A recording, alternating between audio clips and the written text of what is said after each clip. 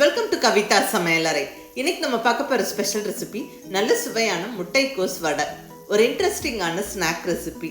டக்குன்னு ஒரு 10 நிமிஷத்தில் செஞ்சிடலாம். டீ டைம் ஸ்நாக்குக்கு பெஸ்ட்டான சாய்ஸு. அதே சமயம் நல்ல வெரைட்டி ரைஸஸோட மீல்ஸோடலாம் சாப்பிட்றதுக்கு ரொம்ப நல்லா இருக்குங்க. நல்ல ஒரு இன்ட்ரெஸ்டிங்கான சைட் டிஷ்ஷாக இருக்கும். ரொம்ப ரொம்ப ஈஸியான ரெசிபி. எப்போ முட்டைக்கோஸ் வச்சு ஒரு கூட்டு பொரியல்னே பண்ணாமல் இந்த மாதிரி இன்ட்ரெஸ்டிங்காக ட்ரை பண்ணி பாருங்களேன். எல்லாரும் என்ஜாய் பண்ணி சாப்பிடுவாங்க. வாங்க ரெசிபி எப்படின்னு பார்க்கலாம். இங்கே ஒரு அகலமான பவுல் எடுத்தாச்சு. இதில் ஒரு 200-250 கிராம் அளவுக்கு பெரிய வெங்காயத்தை நல்லா சன்னமாக நீளமாக கட் பண்ணி இப்படி உதுத்து விட்டு சேர்த்துக்கிறேன். இந்த மாதிரி வெங்காயத்தை உதுத்து விட்டு சேர்த்துக்கோங்க. அதோட ஈக்குவல் குவான்டிட்டிக்கு நம்ம முட்டைக்கோஸும் அதே மாதிரி சன்னமாக நீளமாக கட் பண்ணி சேர்த்துக்குவோம்.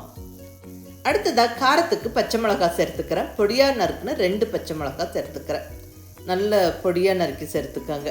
கூடவே பொடியாக நறுக்குன்னு இஞ்சி, ஒரு இன்ச்சு சைஸ் இஞ்சியை நல்லா பொடியாக நறுக்கி சேர்த்தாச்சு. கூடவே பொடியாக நறுக்குன்னு கறிவேப்பிலை. அடுத்தது ஒரு 1/2 கைப்பிடி அளவுக்கு பொடியாக நறுக்குன்னு கொத்தமல்லி இலை. இது கூட தேவையான அளவு உப்பு. அடுத்ததாக மிளகாய் பொடி. நம்ம ஏற்கனவே காரத்துக்கு 2 பச்சை மிளகாய் கட் பண்ணி போட்டிருக்கிறோம். உங்களுடைய டேஸ்ட்டுக்கு தகுந்த மாதிரி நீங்கள் மிளகாய் பொடி அட்ஜஸ்ட் பண்ணி சேர்த்துக்கோங்க. நான் இங்கே ஒரு 1/2 டீஸ்பூனுக்கு மேலே சேர்த்துருக்குறேன். இது கூட ஒரு 2 சிட்டிகை அளவுக்கு பெருங்காயப்பொடி மிஸ் பண்ணாமல் சேர்த்துக்கோங்க. ஃபஸ்ட்டு இதெல்லாம் சேர்த்து நல்லா இப்படி பெசரி விட்டுருவோம். உப்பு சேர்த்து நம்ம இப்படி கலந்து விடும்போது அந்த வெங்காயத்துலேருந்து தண்ணி விட்டு வந்துடும். கொஞ்சம் ஈரமாயிரும். அதுக்கப்புறம் எல்லாமே நல்லா கலந்துரும்.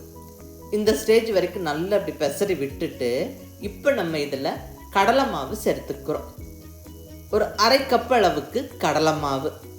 கடலை மாவு நம்ம எந்த அளவுக்கு சேர்த்துக்கிட்டோமோ அதோட பாதி அளவுக்கு அரிசி மாவும் சேர்த்துக்கணும். இங்கே ஒரு 1/4 கப் அளவுக்கு அரிசி மாவு சேர்த்துக்கிறேன். வெங்காயத்தில் உப்பெல்லாம் சேர்த்து நம்ம பெசரி விட்டுருக்கோங்க. கொஞ்சம் அது ஈரப்பதமாக தான் இருக்கும். இந்த ஸ்டேஜில் நம்ம இந்த மாவு சேர்த்து அப்படியே பெசரி விடும்போது அந்த மாவு நல்லா ஒட்டி பிடிக்கும், அந்த வெங்காயத்தோடவும் அந்த முட்டைக்கோஸோடவும். இப்போ நம்ம கொஞ்சம் கொஞ்சமாக தண்ணியை தெளித்து விட்டு பெசரி விட்டுக்கணும். ஊற்றக்கூடாது, ஜஸ்ட் அப்படியே தெளித்து விடுங்க. நான் இங்கே ஒரு 2 டேபிள் ஸ்பூன் அளவுக்கு மட்டுமே இப்போ தண்ணி சேர்த்துருக்குறேன். நல்லா கலந்து விட்டுருவோம். நம்ம உதுத்து விட்டு பக்கோடா மாதிரி போடணும்னா இந்த அளவுக்கு தண்ணி போதும். ஆனால் வடை மாதிரி தட்டி போடணும்னா இன்னும் கொஞ்சம் நம்ம தண்ணி சேர்த்துக்கணும். ஸோ இன்னும் கொஞ்சம் கூட நான் தண்ணி சேர்த்துக்கிறேன். இன்னொரு டேபிள் ஸ்பூன் அளவுக்கு நான் இங்கே தண்ணி சேர்த்துக்கிறேன். நான் இங்கே வடை மாதிரி தட்டி போட போகிறேன். பாருங்கள், நல்லா இந்த அளவுக்கு கலந்தாச்சு. இப்போ முட்டைக்கோஸ் வடை செய்யறதுக்கு நம்ம கலந்து ரெடி பண்ணிட்டோம். இங்கே ஸ்டவ்வில் எண்ணெய் சூடு பண்ணியாச்சு. நல்லா பொரிக்கிறதுக்கு தேவையான அளவு எண்ணெய் விட்டு நல்லா சூடு பண்ணியாச்சு. எண்ணெய் நல்லா சூடானதுக்கப்புறம் ஸ்டவ்வை கண்டிப்பாக மீடியம் ஃப்ளேமில் வச்சுக்கிட்டு தேவையான அளவு மாவு எடுத்து ஆல்மோஸ்ட் ஒரு ரவுண்டு ஷேப்புக்கு தட்டிக்கலாம். ப்ராப்பர் ரவுண்ட் ஷேப்பாக வராது.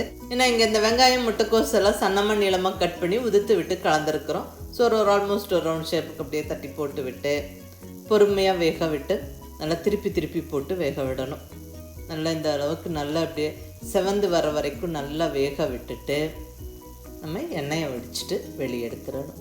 அவ்வளோதாங்க, அருமையான சுவையான முட்டைக்கோஸ் வடை ஜம்முன்னு ரெடி ஆயிடுச்சு.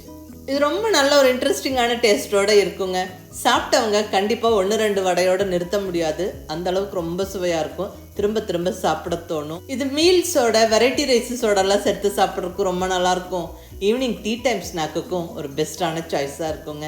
மிஸ் பண்ணாமல் இந்த முட்டைக்கோஸ் வடையை ஒரு தடவை ட்ரை பண்ணி பாருங்கள். கண்டிப்பாக திரும்ப செய்வீங்க. செஞ்சு பார்த்துட்டு உங்கள் ஃபீட்பேக் சொல்லுங்கள். பிடிச்சிருந்தால் லைக் பண்ணி, ஷேர் பண்ணி, கமெண்ட் பண்ணுங்கள். கவிதா சமையலறை சப்ஸ்கிரைப் பண்ணி என்னுடைய மற்ற ரெசிபிஸும் வீடியோஸும் பாருங்கள். தேங்க்யூ.